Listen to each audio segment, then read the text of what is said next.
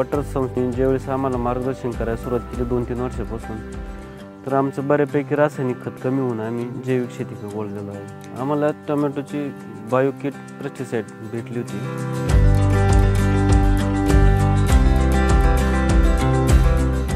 झाडं उबळले पण नाही आणि झाडाची ग्रोथ एकदम छान झाली. तर टोमॅटोचं उत्पन्न नक्कीच बाकीच्या शेतकऱ्यांपेक्षा आम्हाला चांगलं भेटलं. खोडापासून तर याच्या शेंड्यापर्यंत भरपूर फळं आलेली आहे. त्याला एकदम कोणत्याही प्रकारचा रोग नाही. याच्या आधी आमची ही अशी शेंड्याला कधीच फळं येत नव्हती, पण आता आम्हाला शेंड्याच्या फळाचं सुद्धा उत्पन्न भेटणार आहे जैविक फवारणी केल्यामुळे. क्वालिटी पण एकदम छान यायची, साईज पण बऱ्यापैकी चांगली झालेली आहे याची. त्याच्यामुळे शेतीला मार्केट जरी नसलं तरी माल भरपूर निघेल, उत्पन्न भरपूर प्रमाणात निघेल.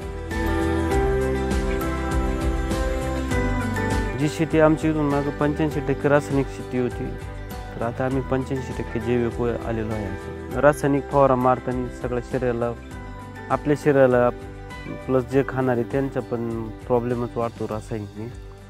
तसं जैविक फवारणी हे करताना काही दुष्परिणाम नाही होत शेतकऱ्याच्या शरीरासाठी बी, आणि जो माल घेणार आहे त्याला पण ते पोषकच राहील.